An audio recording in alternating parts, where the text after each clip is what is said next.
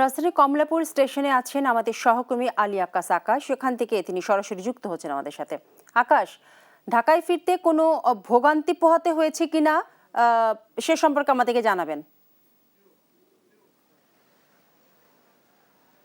বিপাশা, আপনাকে ধন্যবাদ। আমরা অনেকজনের সাথে কথা বলেছি, আমরা যেমনটি জানতে পেরেছি আসলে ঢাকায় ফিরতে কিন্তু কারোরই তেমন একটা ভোগান্তি পোহাতে হয়নি, কারণ শিডিউলের কোনো বিপর্যয় ছিল না, সব ট্রেন কিন্তু সময় মতোই ছেড়ে এসেছে। এবং আমরা যেমনটি দেখেছি, আমরা স্টেশনে পৌঁছানোর পরপরই কিন্তু চিত্রা এক্সপ্রেস এবং দুজান এক্সপ্রেস দুটি ট্রেন কিন্তু এখানে এসে থেমেছে এবং যাত্রীরা স্বাচ্ছন্দ্যেই তারা কিন্তু ট্রেন থেকে নেমে তাদের গন্তব্যস্থলে চলে গেছে। আমরা যেমনটি জানি, আজ থেকে কিন্তু বেশিরভাগ অফিস আদালত, সরকারি অফিস আদালত কিন্তু ছুটি কিন্তু শেষ হয়েছে এবং যারা আজকেও ঢাকাতে রাজধানীতে আসেননি তাদের কর্মক্ষেত্রে যোগ দেন। সামনে যেহেতু স্বাধীনতা দিবস রয়েছে, তো অনেকেই ঈদের ছুটির সাথে কিন্তু স্বাধীনতা দিবসের ছুটিটাও অ্যাড করে নিয়েছেন, যার কারণে কিন্তু অনেকেই আজকে ঢাকায় ফিরছেন না, যার কারণে কিন্তু স্বাচ্ছন্দ্যে আসলে যাত্রীরা যেমনটি বলছিলেন স্বাচ্ছন্দ্যে কিন্তু তারা আসলে রাজধানীতে আসতে পেরেছেন।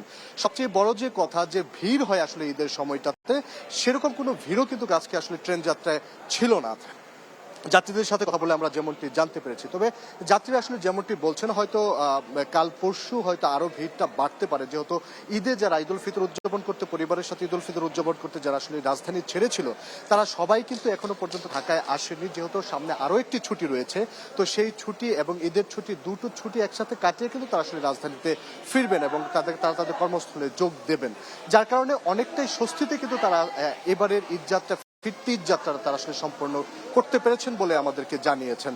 আমরা আরো জিজ্ঞেস করেছিলাম যে আসলে টিকিট তারা ঠিকঠাক ভাবে পেয়েছে কিনা বা টিকিট কাটতে তাদের কোনো ভোগান্তি হয়েছে কিনা। তারা কিন্তু সেখানেও তারা যেমনটি বলেছেন যে রেলওয়ে কর্তৃপক্ষের আসলে ব্যবস্থাপনায় ঈদের আগে যেমনটি হয়েছে, আসলে টিকিট কালোবাজারি থেকে শুরু করে একজনের টিকিট অন্যজনের নামে বরাদ্দ হওয়া, একজনের আসলে অন্যজন বসে যাওয়া, এরকম অনেক অভিযোগই কিন্তু আমরা আসলে শুনতে পেরেছি। সে ধরনের ফিরতি পথে ঈদ যাত্রায় কিন্তু সে ধরনের কোনো অভিযোগও কিন্তু আমরা আসলে পাইনি। আমরা কথা বলেছি যাত্রীদের সাথে, আমরা কথা বলেছি রেলওয়ে কর্তৃপক্ষের সাথে, তারা আমাদের যেমনটি জানিয়েছেন এবার ঈদ ফিরতি যাত্রায় কিন্তু যাত্রীরা আসলে স্বাচ্ছন্দ্যে, স্বস্তিতে কিন্তু তারা রাজধানীতে ফিরতে পারছেন। বিপাশা, এই ছিল রাজধানীর কমলাপুর রেল স্টেশন থেকে আমার কাছে সর্বশেষ।